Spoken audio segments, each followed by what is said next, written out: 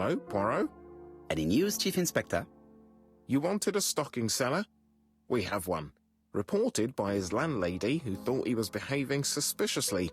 He has the most unbelievable name.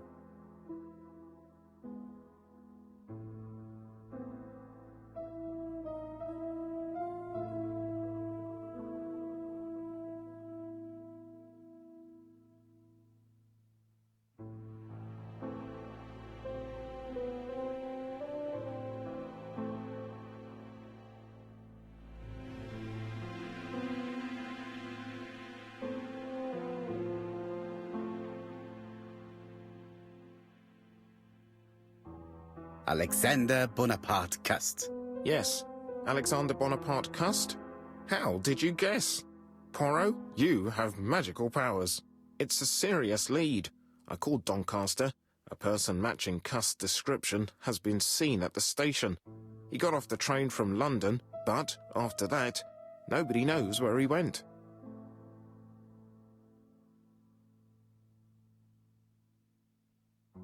Look for him at the Black Swan Hotel. What? How do you know he's there? Trust me, Chief Inspector. You appear to be very sure of yourself. Very well. I'll call the Black Swan straight away. The owner is going to get a shock when he learns that there's a murderer under his roof. Chief Inspector, I would rather call myself. As you wish. Please go ahead. Hello, the Black Swan.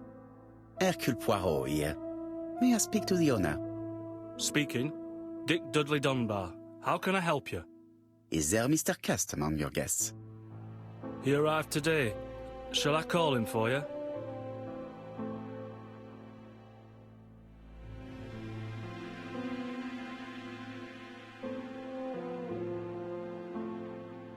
No, it is you I wish to speak with. But who is this Cust?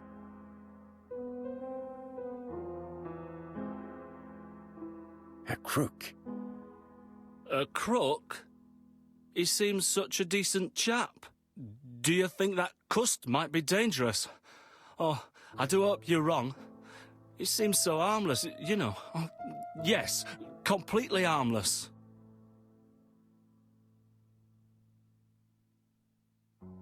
We must not overestimate the danger. After all, we are not absolutely sure he is guilty. What should I do?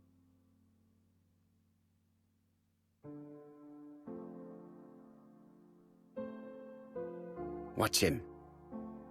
If he leaves the hotel, watch where he is heading. I'll call the police in Doncaster immediately. When they arrive, keep out of the way.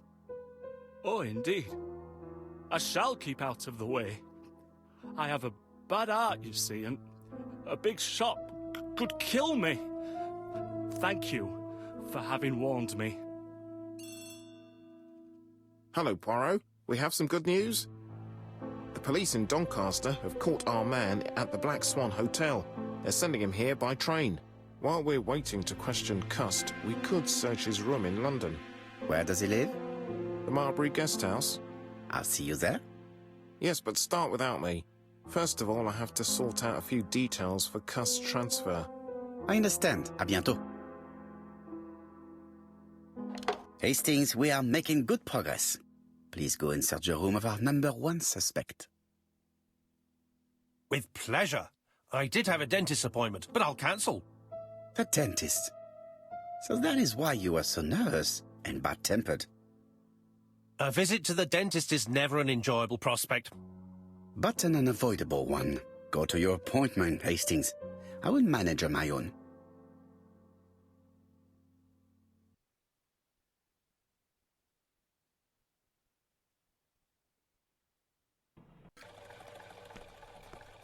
To Marbury Guest House, please.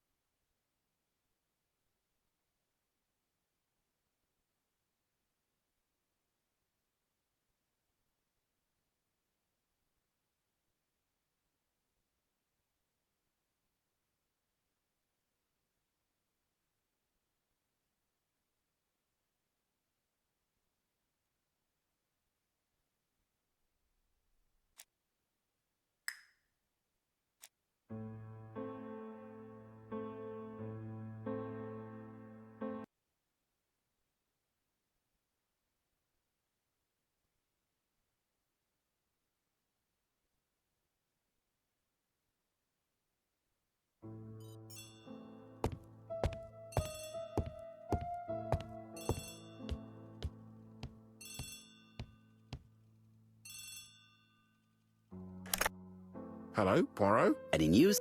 You wanted a stocking seller? We have one. Reported by his landlady who thought... Alexander. Yes, Alex, it's a serious lead. I called Doncaster. Look for him at the Black. What? Trust me, Chief. You appear to be very sure of yourself.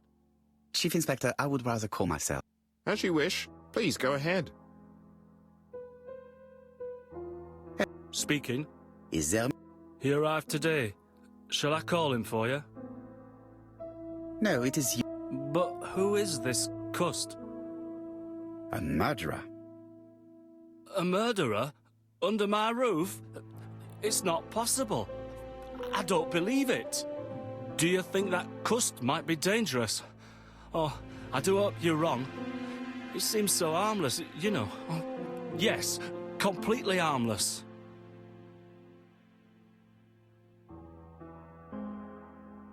Do not be fooled. He has already killed 3 people and you are next. A murderer? Under my roof? Good God! Dunbar, can you hear me? Dunbar! Hello? Dunbar has had malaise. That's all we needed. I'm calling the Doncaster police. I hope they get there quickly. Hello, Poirot. We have some good news. The police in Doncaster have caught our man at the Black Swan Hotel. They're sending him here by train. How is the hotel owner? He had a heart attack. He was taken to the hospital. Oh no. It is my fault. When I told him the killer was at his hotel, I should have been more considerate. Come on, Poirot.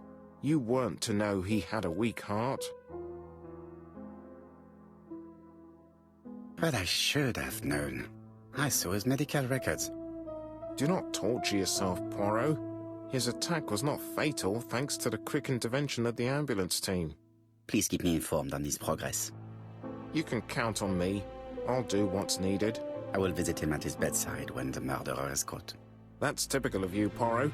We should focus on the next part of the investigation in order to avoid other incidents. No, of course.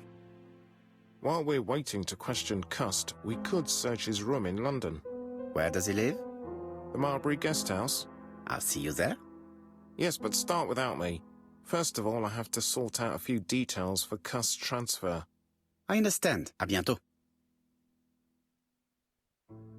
Hastings, we are making good progress. Please go and search the room of our #1 suspect.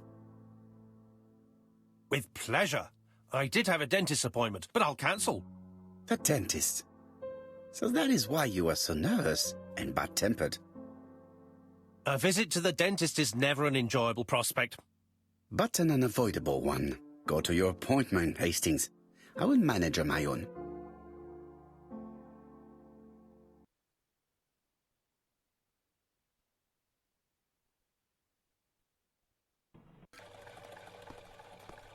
To Marbury Guest House, please.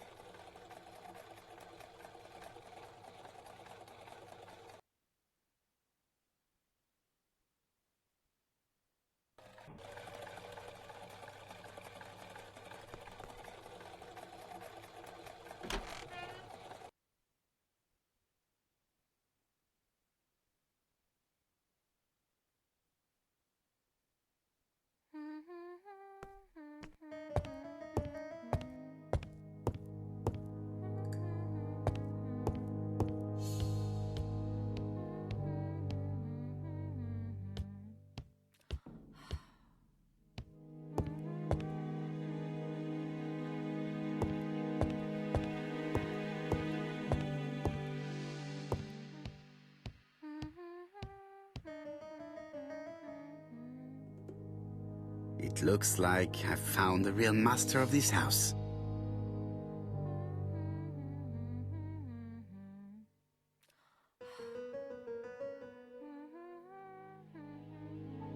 There is no need to worry about the household cat. I'm sure that Mrs. Marbury lets it do what it pleases.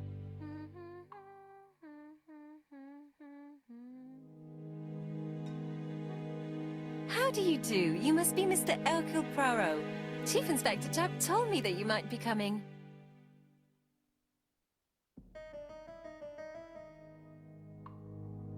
Madame, you may be of valuable help to me. It would be my pleasure to help you. Will there be some journalists there as well? I think you might even be interviewed. You are key witness. I've suspected him for some time, but he appeared so harmless. Oh yes, sometimes he got angry and waved his arms about. But even then, he wasn't frightening. And he was as gentle as a lamb again immediately afterwards. It was only this morning that I understood. He told me he was going to Cheltenham, but my daughter saw him at Euston Station. It's not the right station. To get to Cheltenham, you have to take the train from Paddington. And what's more, Mr. Cuss left behind an ABC with Doncaster underlined. As you can imagine, when I saw that, I called Scotland Yard. Well done. You were right. He did go to Doncaster. So I was right to warn the police. Tell me, did you have any other reason to suspect Mr. Cust? Well, he's odd. Sometimes he coughs really loudly and complains that his throat is burning, and sometimes he talks to himself and stares into space. He told me that it was because of a wound he got in the war. His head hasn't been quite right since, he said. And then he was in Churston when that millionaire got murdered. I found his train ticket when I washed his coat. He didn't want me to wash his shirt. He washed it himself. But I did see big brown stains on it. Do you think it was blood? Well, when I saw them, I thought, look, he spilled his wine or his soup all over himself. But now that I think about it, well, they did look like blood. Cut used to travel for his work. Is that correct? Oh, it wasn't for pleasure. He was always unwell on trains. But he had to sell his stockings around England. I have to respect my engagements, he used to say. Do you know where Cust was at the time of the murder in Andover and Bexhill? On June the 21st and July the 25th? No, I don't know. That was a while ago, you know. But surely you keep a register. It won't do you much good. Mr. Cuss rents his room for the year. If he goes away for a few days, I have no reason to make a note of it. Ah, I remember one thing. Bexhill's by the sea, right? Indeed, it is a large seaside resort. Well, as it happens, at the start of July, Mr. Cust asked me to repair his bathing dress. Suspicious, huh? Very interesting. Please continue. I also forgot to say that he started buying newspapers that talked about the case.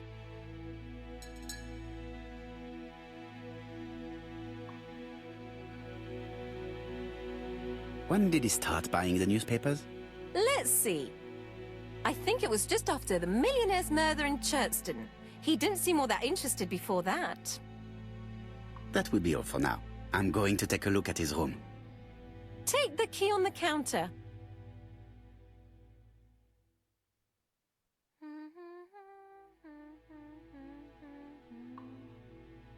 This woman appears to be in a good mood.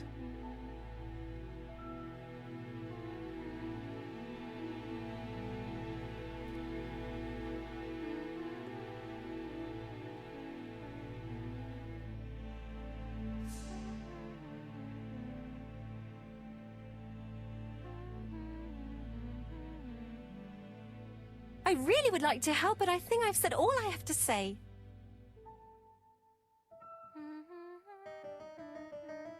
Mrs. Marbury is in a good mood.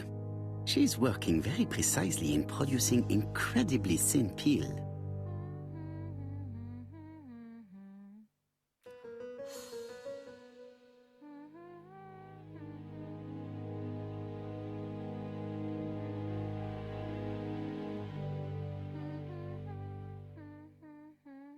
I don't think my register will help you. Mr. Cuss rents his room all year.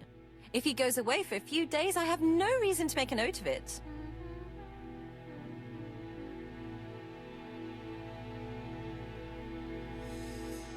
The truth is becoming apparent, and I have something to say to Mrs. Marbury.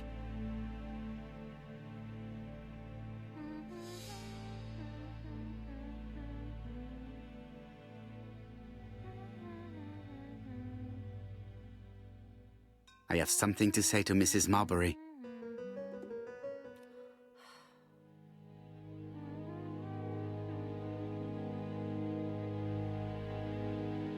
Mrs. Marbury, if I am to believe the register, you rented room 306 to a certain Mr. Fishman on the day of the Bexhill murder? Room 306 is Cust's room. Can you explain yourself? Yes, I remember. Just for one night as a favour. Mr. Cust was away, all my other rooms were taken, and poor Mr. Fishman had nowhere to go.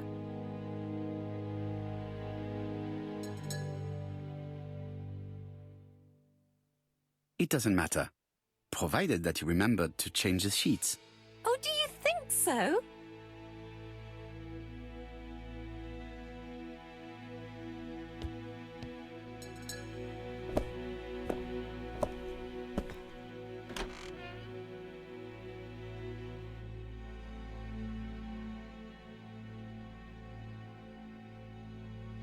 This dark stain.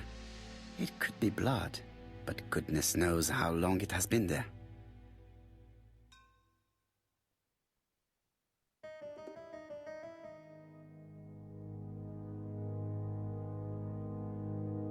Trousers, white shirts. Everything has been washed very well. The Bexhill Daily paper, dated from the day of the Bexhill murder. Most probably the basting dress repaired by Mrs. Marbury's expert hands. All the main articles referring to the ABC case are here, from the Churston murder onwards. Nothing before that date.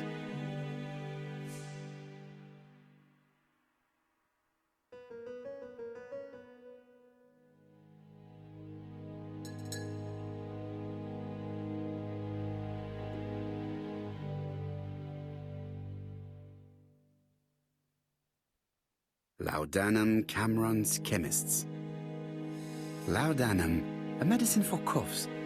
It is what Dr. Clark prescribed for Mrs. Asher. This subject would probably be useful to me.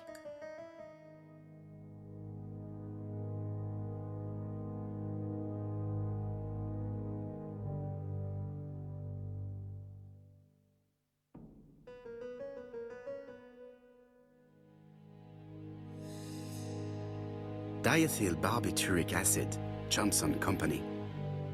I know this medicine. It is a powerful sedative.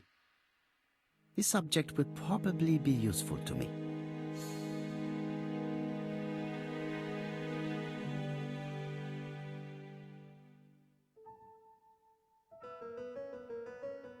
How hopeful. This place is a real mess.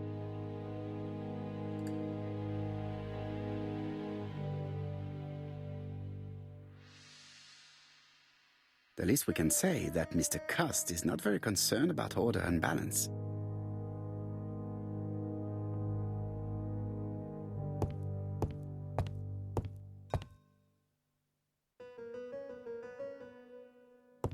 War of 1914-1918. By the King's order, the name of Corporal A.B. Cust, Devonshire Regiment, was published on the London Gazette on May the 10th, 1918, as mentioned in a dispatch for gallant and distinguished service. An army dispatch, wounded on the Somme front, victim of a gas attack. Corporal Cust greatly deserves his distinction.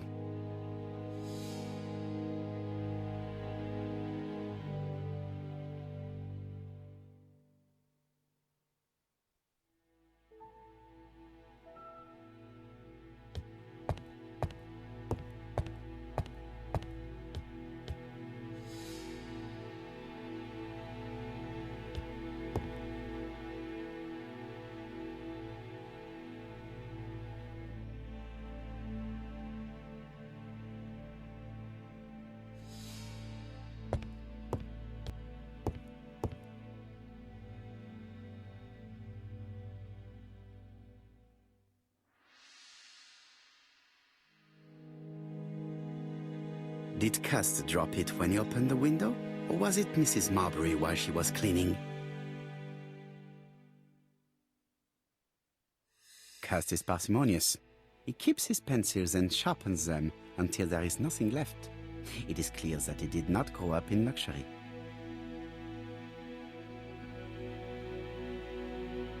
John Milligan, Managing Director, Silky Legs, Frederick Street, Leicester. To A.B. Cust, Marbury's Guest House, 1935, May the 21st. Dear Sir, further to our letters dated 5th and 10th of the month, we confirm we are you as door-to-door salesman, according to the conditions stated in our previous letters. We will send you the articles by mail and also a Redfield typewriter you will be using for every business letter. Regarding the schedule of your rounds, please do as following. June 21, Andover. Arrive by train the 20th in the evening and get a room at Station Hotel. Start your turn in the north part of the town. This letter establishes that Cust went to Andover, but the ink has hidden the destinations of his other trips. I know from Mrs. Marbury that he went to Churston. I just have to show that he went to Bexhill, and I will have proved that he was present at all the crime scenes.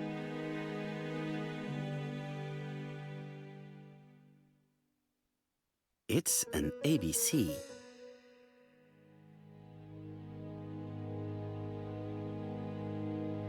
A long-bladed knife. A murderer's weapon. This object will probably be useful to me.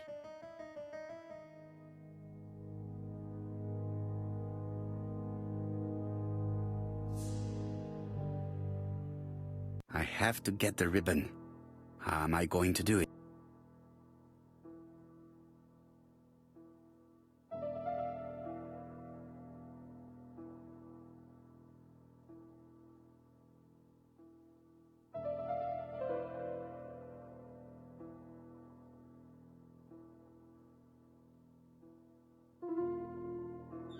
The left-hand heel has been removed.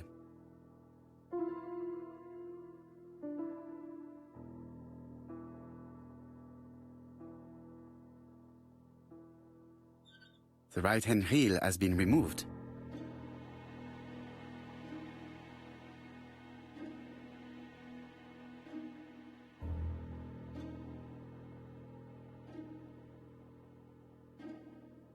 Something is blocking the ribbon.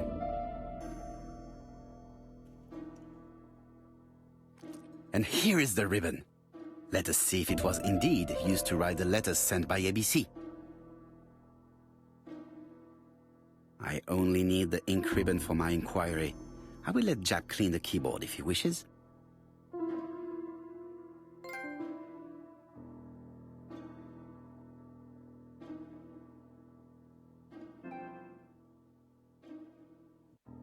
All the letters announcing the murders were written on Cust's typewriter.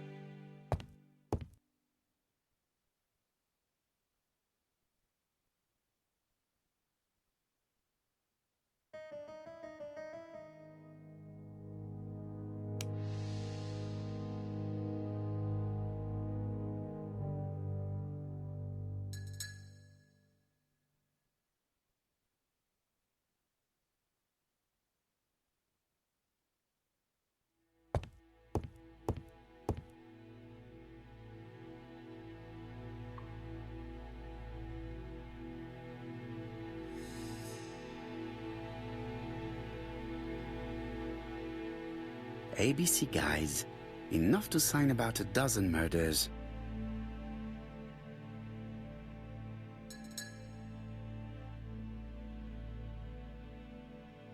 It's closed.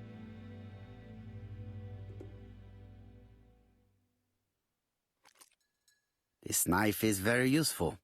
Who knows, maybe it never cut anything other than string. Stockings. Let us now try and get our brain cells to work.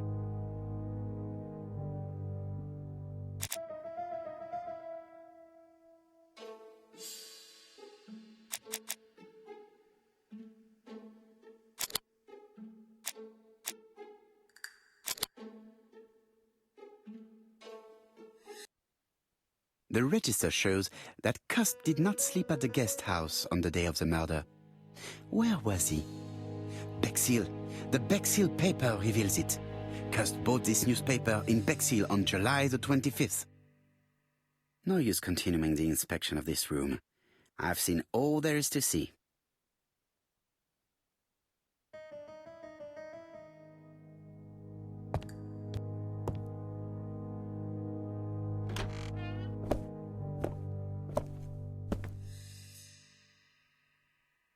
Goodbye, Mrs. Marbury. Thank you for your help. Bye. Ah, Chief Inspector. I was about to leave. Good evening, Chief Inspector. Welcome. Please excuse me, I must go to the kitchen. I'll leave the key of Mr. Cust on the counter. I'm sorry I'm late. I've spent ages with the Doncaster police. And you? I have established one fact. On 3 occasions, Cust was at the scene on the day of the crimes.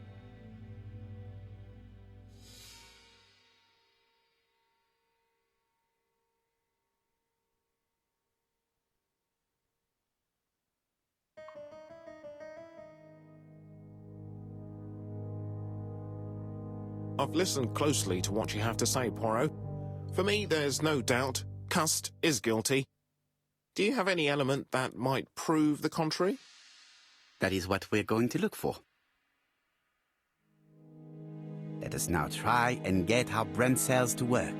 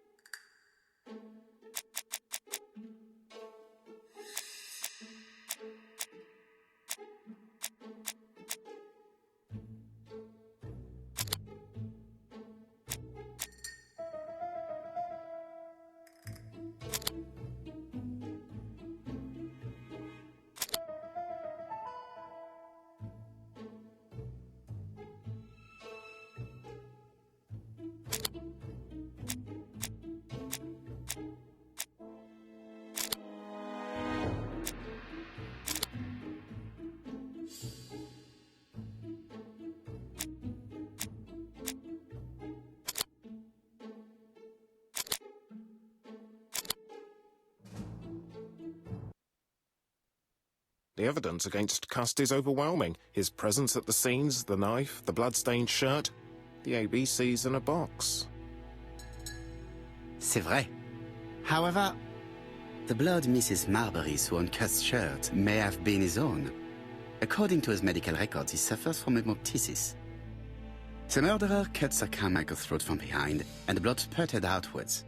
You would expect the murderer's shirt to be stained on the sleeves, not on the buttonholes. Yet we see quite the opposite. You would expect the murderer to keep the newspaper articles about his crimes. But Cust's collection starts in Cheston, as if it discovered the case rather late. I agree it's troubling, but it doesn't change my mind. There's small details that we should be able to clear up by questioning Cust. When can we talk to him?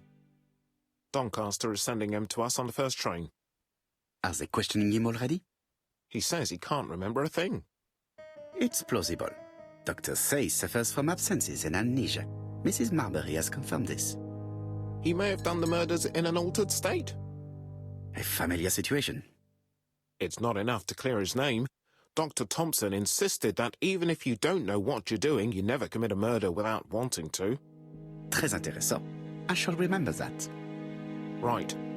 I'll go and examine the suspect's room. Chief Inspector, I took the liberty of removing a few clues to examinatum.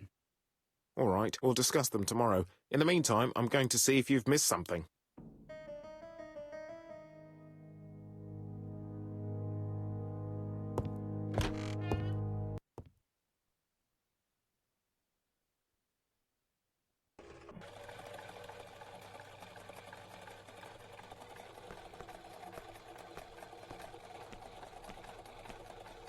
To Scotland Yard, please.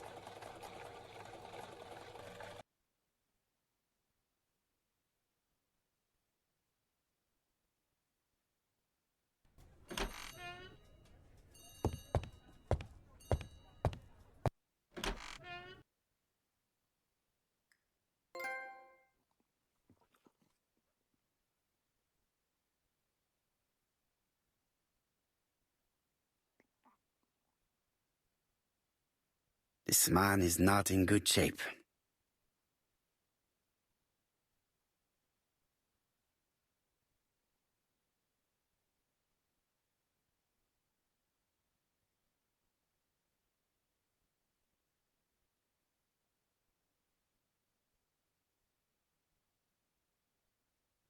He is worried and very tired, and other police have been hard on him.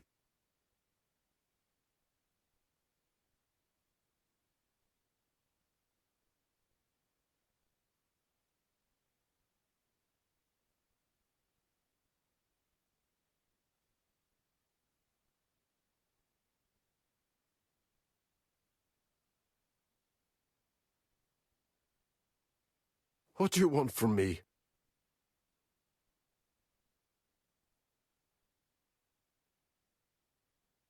Good day, Mr. Cust. I am Hercule Poirot. Ah, you're the detective. Why did you send me a letter before each crime? Why all these questions? When are you going to stop pestering me?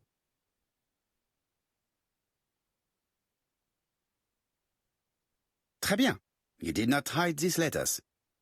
But the question remains, who did? Probably one of my enemies. I have many. I do not believe that you are capable of murder, Mr. Cust. I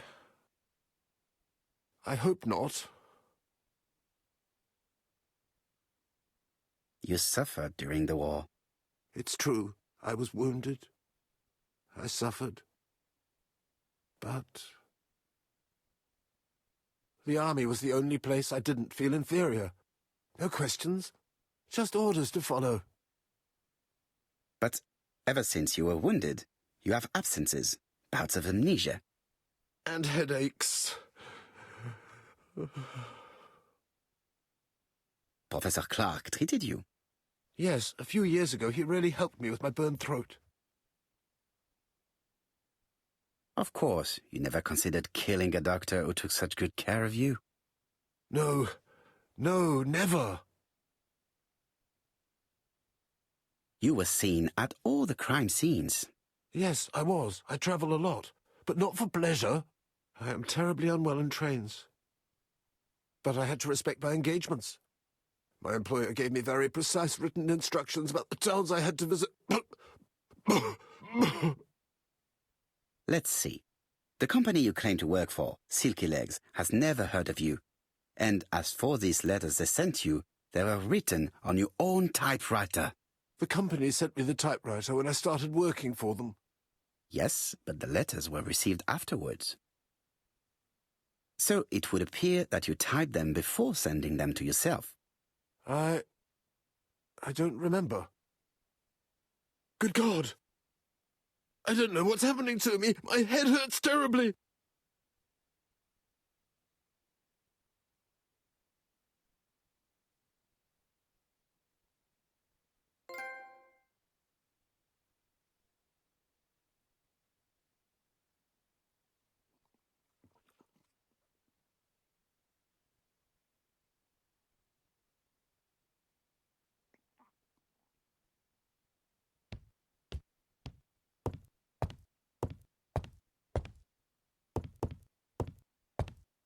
He is in no state to reply.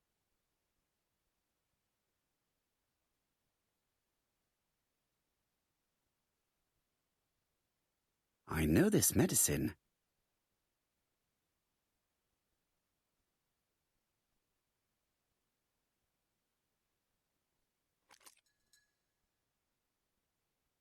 Take this. It will help you.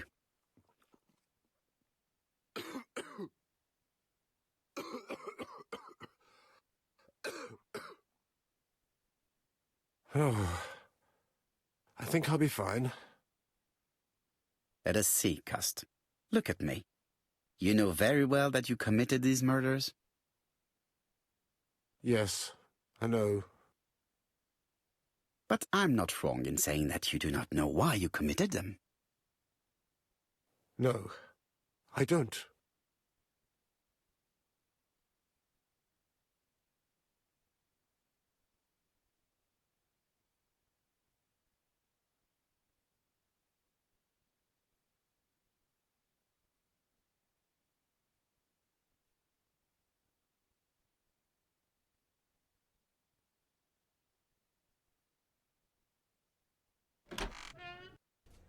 And what conclusions have you drawn? Plenty. It might help us to understand him a little better. Let us now try and get our brain cells to work.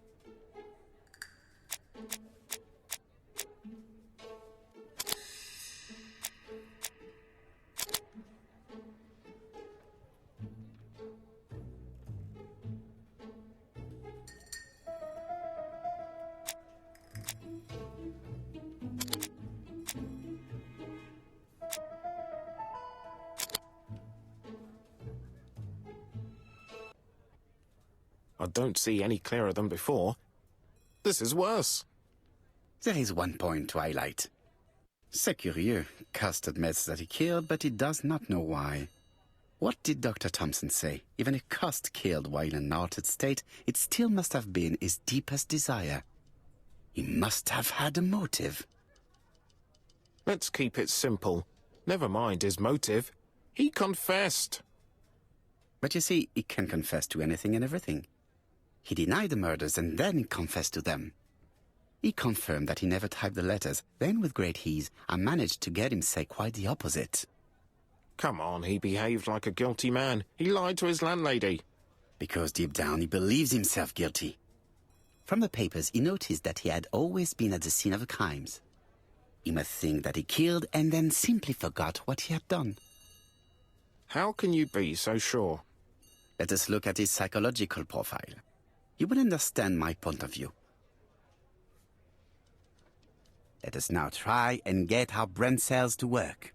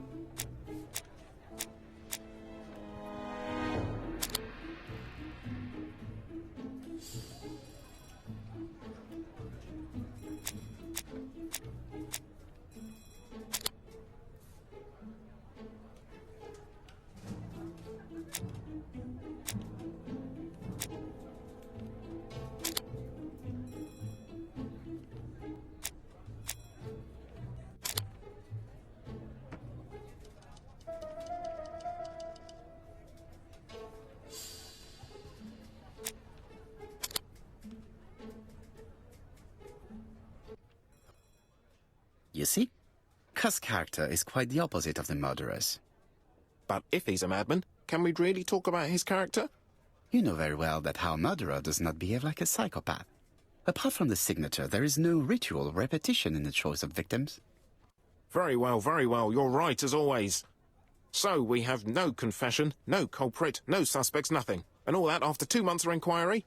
What should I do? Have faith. Just give me 24 hours.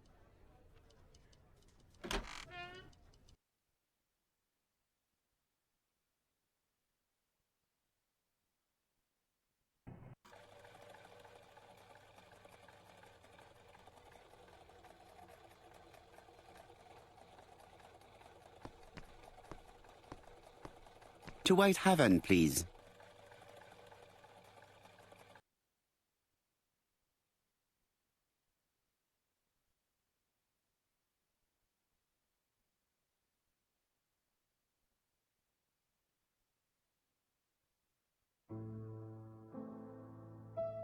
Cust's arrest is a great success for you, Poirot. It's all clear now, except maybe 1 or 2 details. Details. Ah, mon ami. The devil is in the detail, as we say.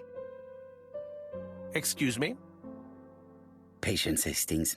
Everything will be clear once our guests arrive. Best be prepared. Slip a revolver into your pocket before they do. A revolver? But Poirot, what are you afraid of? Trust me. It is important you carry a weapon for this meeting. I will lend you mine. What about telling me what you have in mind? Surtout pas. You wouldn't be able to play your role. Wait 1 moment, I will bring you my weapon.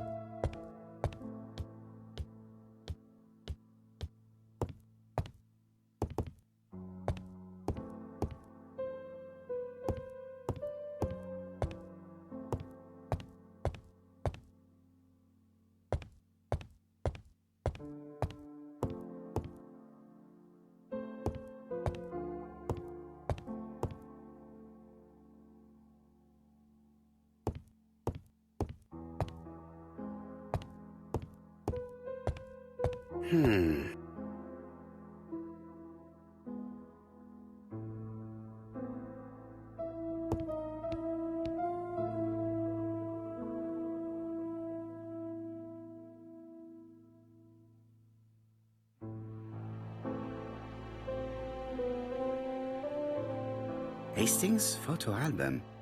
He is very proud of his bag.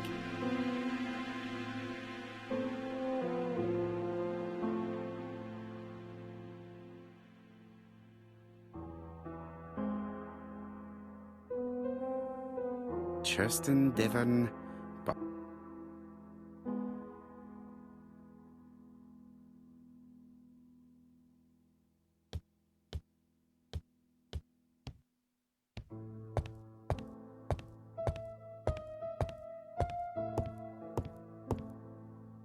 The white ammunition are blank cartridges. The others are real bullets.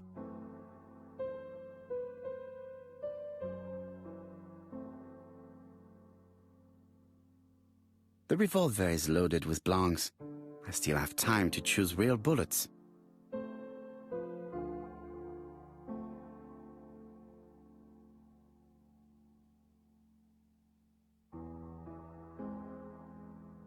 The revolver is loaded with real bullets.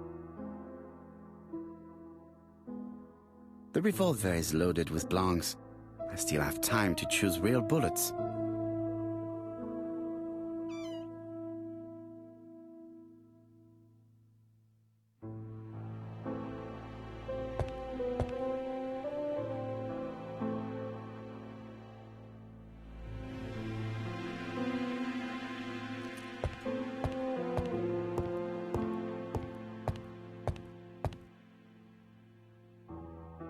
Voila, I entrust you with my weapon. It has hardly been used, it is almost new.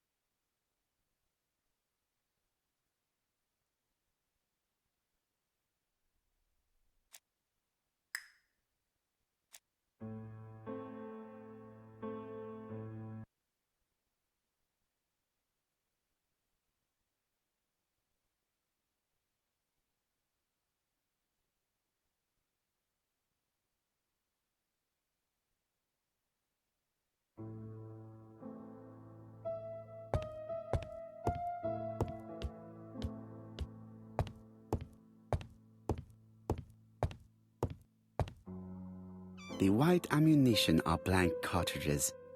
The other... The revolver is...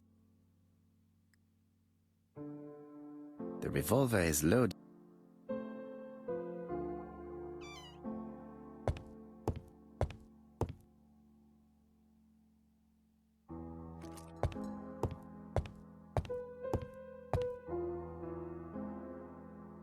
Voila, I entrust you with my weapon. It has hardly been used, it is almost new.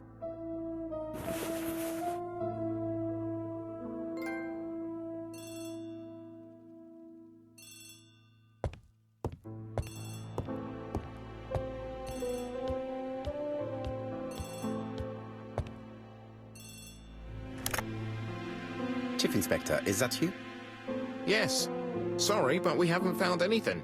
Have you checked the typewriter? And the packaging, the letter, and the ribbon reel. We've only found prints left by Cust and his landlady. Well, never mind, I shall make do. So, are you still going to hold your meeting? Of course, Chief Inspector. I can hear my guest coming up the stairs. Why have you brought us here, Mr. Poirot? Since Cust's arrest, I thought it was all done and dusted. Miss Gray formally identified him, as well as Miss Barnard. Yes, and the stockings he saw drove the same brand as the ones found at my aunt's. This is all true. However, a case is not closed if some questions remain open. And one question is, why did the murderer send me his letters? Why did he challenge me, Hercule Poirot? Perhaps he wanted to play with you, to taunt you. Xenophobia? Maybe he didn't like you because you're foreign. I may be wrong, but maybe by provoking you, he was looking for glory? All these theories should be studied. Let us now try and get our brain cells to work.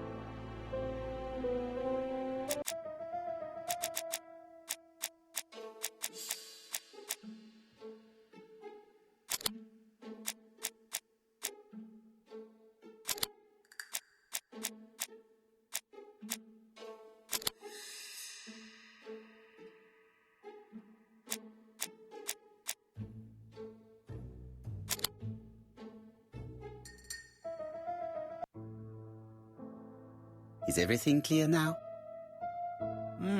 You might like to explain your reasoning again. Of course. First of all, remember that the murderer made it a rule to always post his letter before the murder. He never digressed from that rule.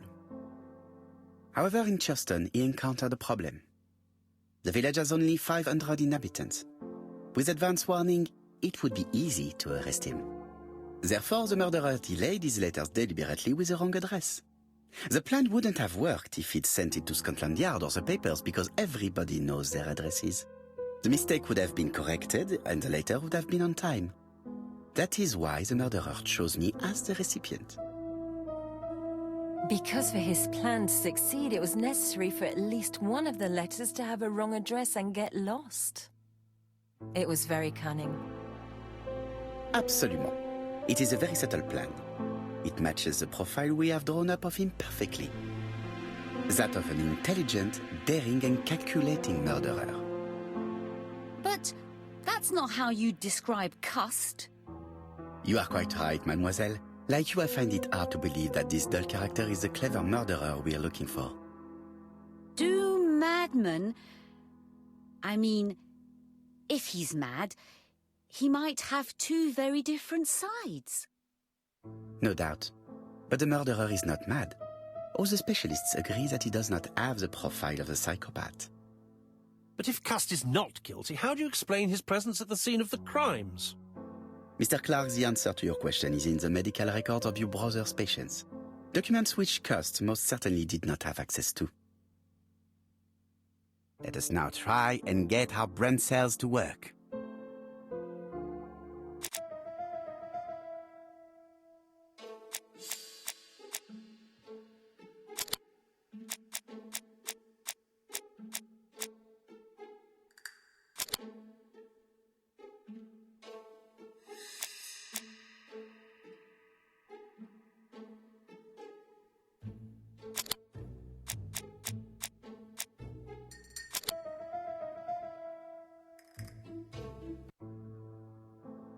Dr. Clark's patients' records provided a very useful list of potential victims, sorted by alphabetical order. The killer definitely used it, explaining the fact that all the victims were former patients of the doctor. It is this fact that clears Cust once and for all, because he never had access to these records.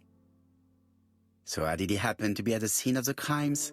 Either the murderer sent him there, or Cust was following him closely. Cust's highly suggestible nature leads us to the second hypothesis. The murderer was manipulating him. He systematically sent Cust to the towns where he was going to strike, so that the suspicion would land on the poor man's shoulder. That's evil. What sort of killer could have such a plan? And what would he gain from three completely different murders? Indeed, it seems unlikely that the same murderer committed all the crimes. What should we take from that?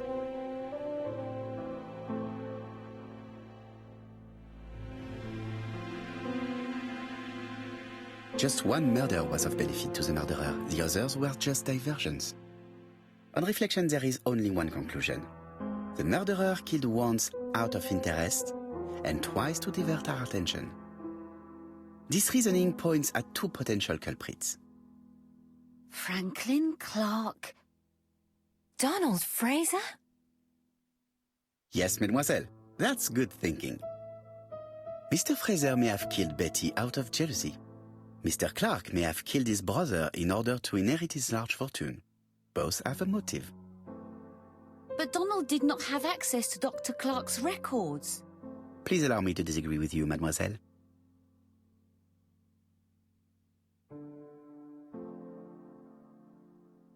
He works for Court and Brunskill, one of whose clients was Sir Carmichael. It doesn't prove that I went to Comeside.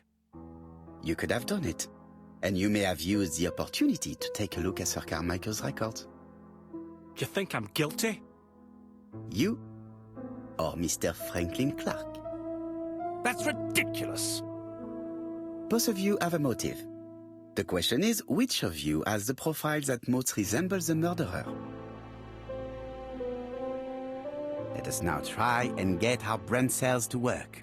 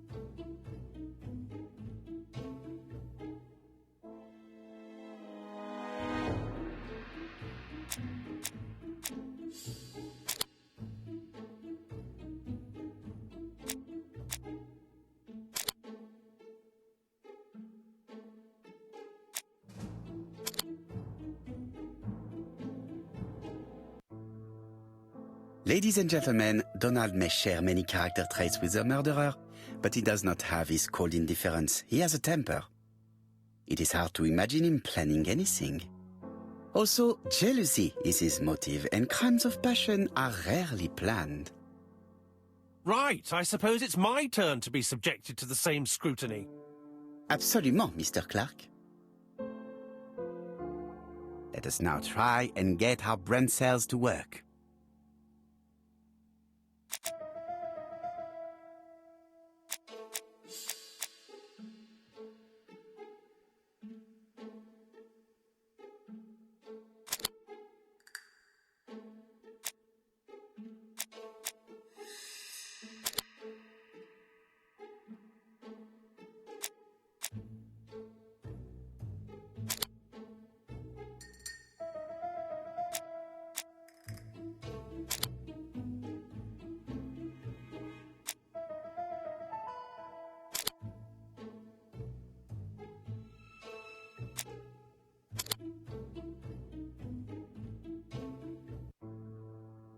As you have all seen, there is a disturbing similarity between Mr. Clark's profile and that of the killer. In actual fact, it is exactly the same. Mr. Poirot, your psychological studies are interesting, but your conclusions do not add up. Why would I have wished my brother's death? The inheritance is lawfully mine. I just have to wait. No, you had to act quickly. Because of Miss Grey. Mademoiselle, although you haven't been telling the truth, there is no doubt in my mind that you would have found a way to marry Sir Carmichael after Lady Clark's death. For you, Mr. Clark, it was a disaster.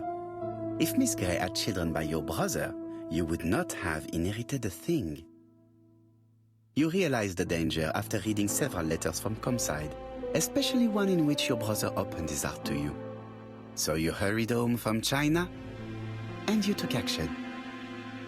In truth, Cust was no more than a puppet manipulated by the real culprit. You, Mr. Clark. Such an imagination, Mr. Poirot. In fact, nobody manipulated Cust. The famous instructions he received by post. He wrote them on the typewriter. We know that for sure. Oh, no. You know perfectly well. That is not true. Eh bien, voilà. Light has now been shed on the ABC murders. Your theories are ingenious, but you haven't any proof. One point to him. For the moment, I have no material proof. Either I admit to it, or I bluff.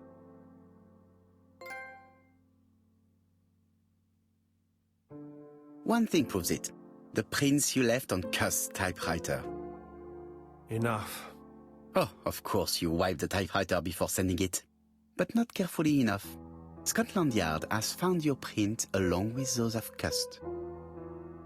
I understand why you never wanted to lend me your new typewriter, and why you were searching through your brother's things. And the hole you dug on the moors. What did you hide there? The knife you used to kill your brother? Game, set, match. You win, Mr. Poirot. But it was worth trying.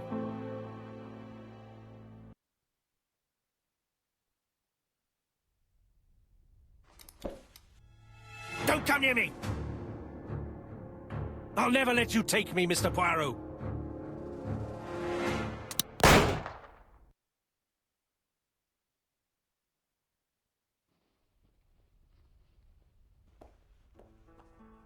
Took the law into his own hands.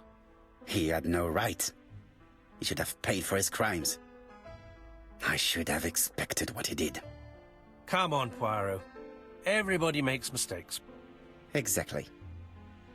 Hastings, if one day I sound pretentious, please whisper these 3 letters in my ear. ABC. They shall remind me that we all have our limits, even me.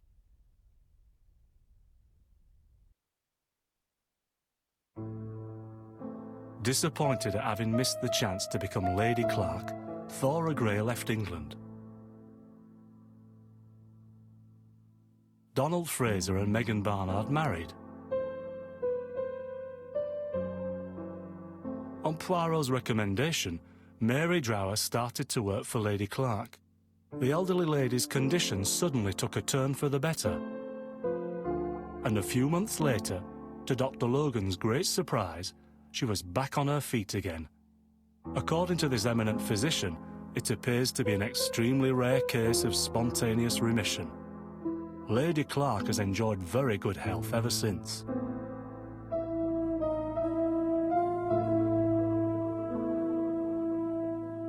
Journal of an Innocent.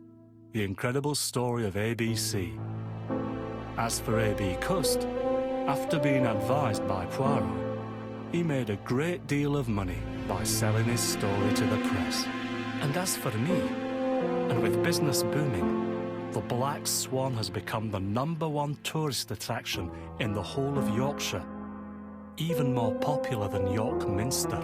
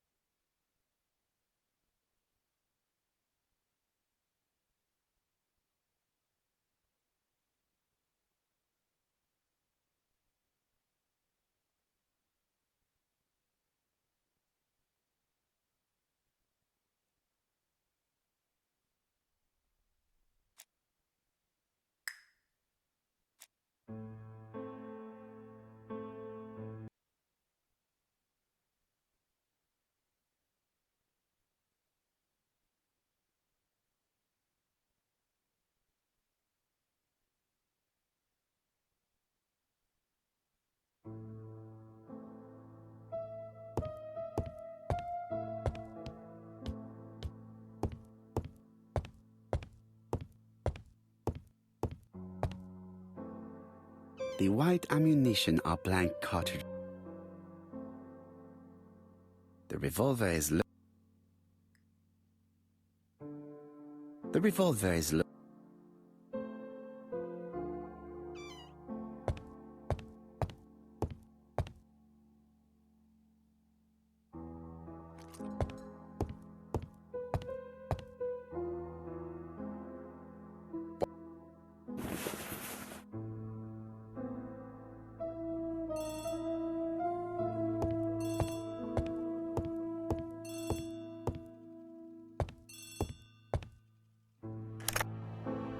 Chief Inspector. Yeah. So? Why have you brought us here? This is a... Perhaps.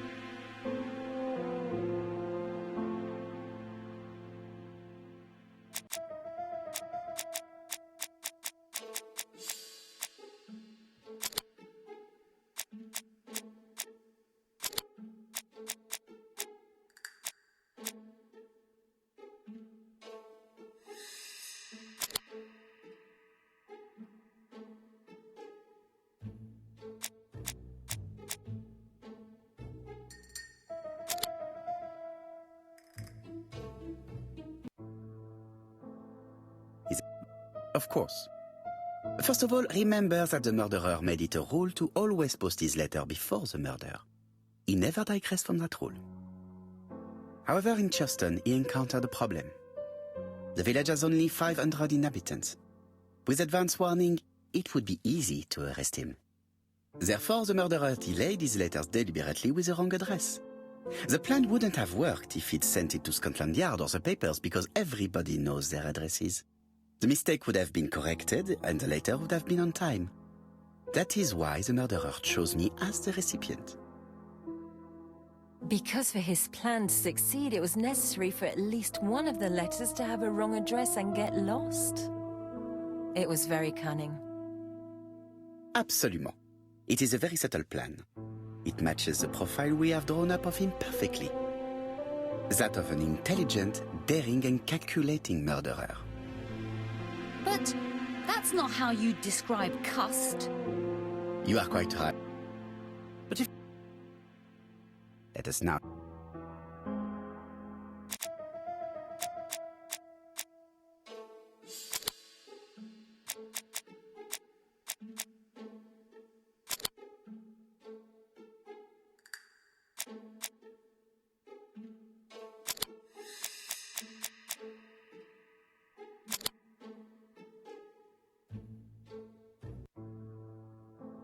Dr. Clark's patient's records provided a very useful list of potential victims, sorted by alphabetical order. The killer definitely used it, explaining the fact that all the victims were former patients of the doctor. It is this fact that clears Cust once and for all, because he never had access to these records. So how did he happen to be at the scene of the crimes? Either the murderer sent him there, or Cust was following him closely. Cust's highly suggestible nature leads us to the second hypothesis. The murderer was manipulating him. He systematically sent Cust to the towns where he was going to strike, so that the suspicion would land on the poor man's shoulder. That's evil. What sort of killer could have such a plan? And what would he gain from 3 completely different murders?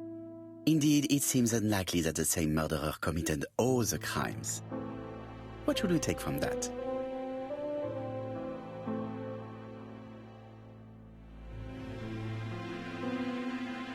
Just one minute on reflection. Donald! But Donald... Please allow me.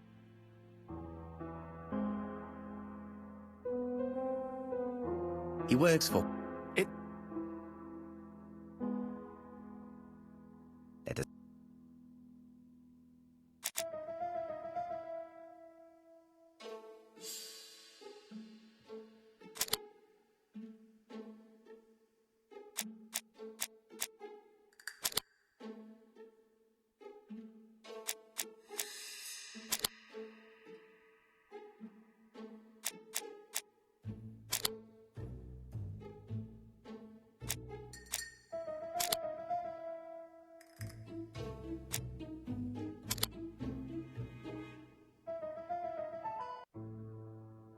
Ladies and gentlemen, Donald may share many character traits with the murderer, but he does not have his cold indifference. He has a temper. It is hard to imagine him planning anything. Also, jealousy is his motive, and crimes of passion are rarely planned.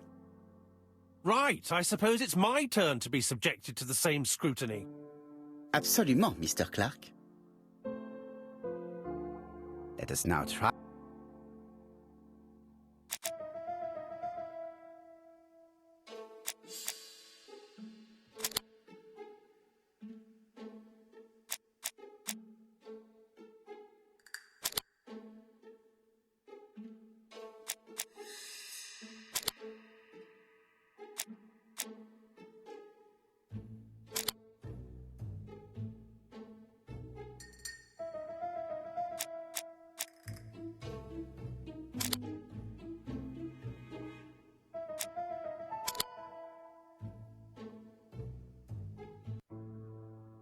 As you have all seen... Mr. Poirot, why would I... No. Because of me. Mademoiselle, for you, Miss... You... In truth, you... Oh, no. Eh bien, voilà. Your theory... 1 point to hit. One thing proves it. Enough. Oh, of course, you wiped the typewriter before sending it. But not carefully enough. Scotland Yard has found your print along with those of Cust. I understand why you never wanted to lend me your new typewriter, and why you were searching through your brother's things. And the hole you dug on the moors. What did you hide there? The knife you used to kill your brother? Game, set, match. You win, Mr. Poirot. But it was worth trying.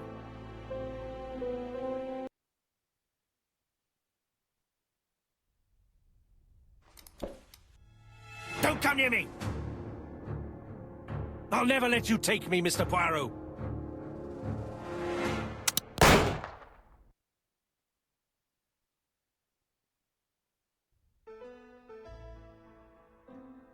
I'm sorry, Mr. Clark, there is no easy death for you. I expected your reaction, so I used blanks. I'm sorry, mademoiselle, but your second chance has been lost. Franklin Clark will never inherit his brother's fortune.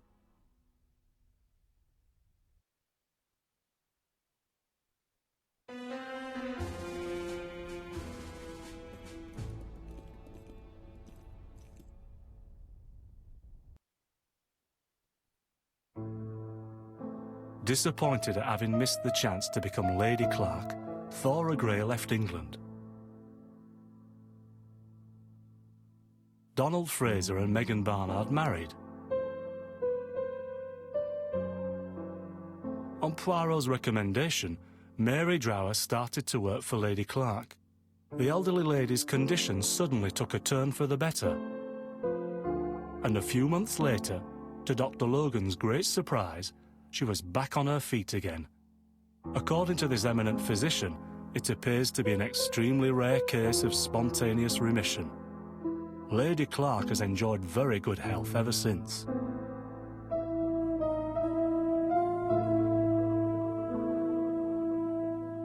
Journal of an Innocent, the incredible story of ABC. As for A.B. Cust, after being advised by Poirot, he made a great deal of money by selling his story to the press. And as for me, and with business booming, the Black Swan has become the #1 tourist attraction in the whole of Yorkshire, even more popular than York Minster.